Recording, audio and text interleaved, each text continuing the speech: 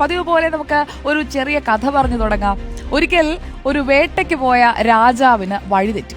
നേരമാണെങ്കിൽ രാത്രിയാകാനും തുടങ്ങി. രാജാവ് സമയം കളയാതെ ഒരു കുന്നിന് മുകളിലേക്ക് പോയി. അടുത്തെങ്ങും ഗ്രാമങ്ങളോ വീടുകളോ ഒന്നും ആ രാജാവിന് കാണാൻ കഴിഞ്ഞില്ല. പക്ഷേ ദൂരെ ഒരു വെളിച്ചം കാണുന്നുണ്ട്. രാജാവ് പെട്ടെന്ന് ആ വെളിച്ചത്തിനടുത്തേക്ക് നീങ്ങി. അടുത്തെത്തിയപ്പോ അതൊരു ചെറിയ കുടിലാണെന്ന് മനസ്സിലായി. ആ കുടിലിൽ ഒരു പ്രായമായ ഒരു സ്ത്രീ മാത്രമാണ് ഉണ്ടായിരുന്നത്. ഈ സ്ത്രീ രാജാവിനെ കണ്ടപ്പോൾ വിചാരിച്ചത് അയാൾ ഒരു ഭടനാണെന്നാണ്. രാജാവാണെന്ന് മനസ്സിലായില്ല. സ്ത്രീ രാജാവിന് കുടിക്കാൻ കുറച്ച് വെള്ളം കൊടുത്തു. രാജാവിനാണെങ്കിൽ വെള്ളം മാത്രം പോരാ, കുറച്ച് വിശക്കുന്നുണ്ട്. കുറച്ചല്ല, നന്നായിട്ട് വിശക്കുന്നുണ്ട്. ഇതറിഞ്ഞപ്പോൾ ആ സ്ത്രീ രാജാവിന് ഭക്ഷണവും കൊടുത്തു. നല്ല ചൂടുള്ള ഭക്ഷണമായിരുന്നു. പക്ഷെ വിശപ്പ് കാരണം ഇത് ശ്രദ്ധിക്കാതെ രാജാവ് ഒന്നിച്ച് ആ ഭക്ഷണത്തിലേക്ക് കൈയിട്ടു. അതോടെ രാജാവിന്റെ കയ്യിൽ ചെറുതായിട്ട് പൊള്ളലേറ്റു. കുറച്ച് ഭക്ഷണം താഴെ പോയി. ഇത് കണ്ടപ്പോൾ ആ സ്ത്രീ പറഞ്ഞു, നിങ്ങളും നമ്മുടെ രാജാവിനെ പോലെ തീരെ ക്ഷമയില്ലാത്ത ഒരാളാണല്ലോ. അപ്പോൾ രാജാവ് ചോദിച്ചു, അതെന്താ നമ്മുടെ രാജാവ് തീരെ ക്ഷമയില്ലാത്ത ഒരാളാണെന്ന് പറയാൻ കാരണം? അപ്പോൾ ആ സ്ത്രീ പറഞ്ഞ മറുപടി എന്താണെന്നറിയോ?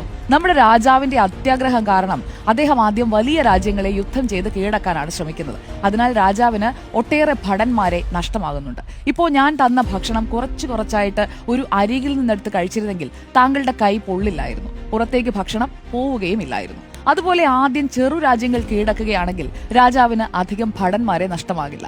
അങ്ങനെ അദ്ദേഹത്തിന് തന്റെ അംഗബലം കൂട്ടാനും പറ്റും. കാലക്രമേണ വലിയ രാജ്യങ്ങൾ കീഴടക്കുകയും ചെയ്യാം.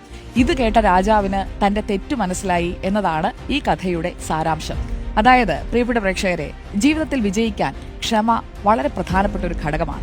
ആദ്യം ചെറിയ ചെറിയ കാര്യങ്ങൾ, നിങ്ങളുടെ മനസ്സിലുള്ള ചെറിയ ചെറിയ ലക്ഷ്യങ്ങൾ അത് നേടിയെടുക്കുക. അങ്ങനെ വലിയ കാര്യങ്ങളിലേക്ക് നീങ്ങാൻ ശ്രമിക്കുക.